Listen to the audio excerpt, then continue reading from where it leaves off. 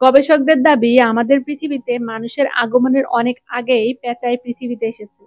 এই আগে কত বছর আগে তাও সঠিকভাবে জানা না গেলেও ধারণা করা হয় ডাইনোসরদের ৩৫০০ বছর আগে পেঁচার জন্ম হয়েছে আমাদের এই পৃথিবীতে।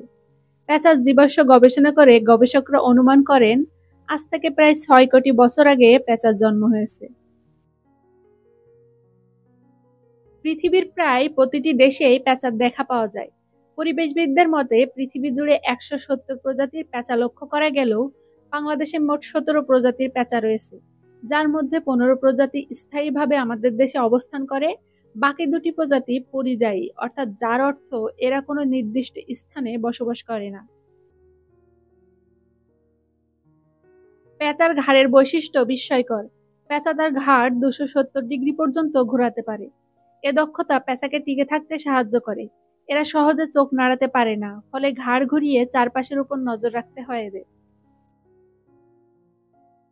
পেঁচার শ্রবণ শক্তি খুব প্রখর। এই কারণে শিকারের জন্য পেঁচা রাতের আঁধারকেই বেছে নেয়। শুধুমাত্র শব্দের উৎসের উপর ভিত্তি করে এরা অন্ধকারেও শিকার ধরতে সক্ষম। সামান্য মাথা ঘুরিয়েই এরা অনেক সময় অনেক সূক্ষ্ম শব্দ শনাক্ত করতে পারে। কিছু কিছু পেঁচার নকল চোখ থাকে, যেমন নর্দার্ন পিগমি আউল। এদের চোখের রং উজ্জ্বল হলুদ, কিন্তু এদের মাথার পিছনে কালো রঙের কিছু পালক আছে যা দেখলে অবিকল চোখ মনে হবে। শিকারী প্রাণীকে বিভ্রান্ত করে এ নকল চোখ। পেঁচা সাধারণত এপ্রিল থেকে নভেম্বর মাসের দিকে প্রজননক্ষম হয়। একটি স্ত্রী পেঁচা সংখ্যায় ২ থেকে ৫টি ডিম দিয়ে থাকে। টানা ১২ থেকে ১৪ দিনের মতো ডিমে তা দেওয়ার পরে ধীরে ধীরে ডিম থেকে বাচ্চা ফুটে বের হয়। ৩০ দিনের মধ্যে বাচ্চাগুলোর গায়ে পালক গজায়।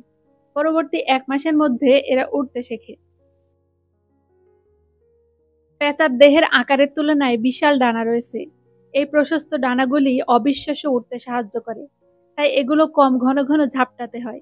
এজন্য পেঁচা ওড়ার সময় নিঃশব্দে উঠতে পারে, যা শিকার ধরতে সাহায্য করে।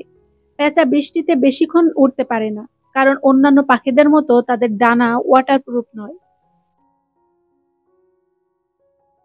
পেঁচারা তাদের আইবল ঘোরাতে পারে না। এরা এদের শিকারকে অনেক দূর থেকে দেখতে পারে, কিন্তু পেঁচারা কাছের জিনিস খুব ভালোভাবে দেখতে পারে না। পেঁচা খাবার গিলে খায়, চিবিয়ে নয়। কিন্তু এদের পাকস্থলী হাড় হজম করতে পারে না, তাই এরা অবশিষ্ট হাড় বমি করে ফেলে দেয়।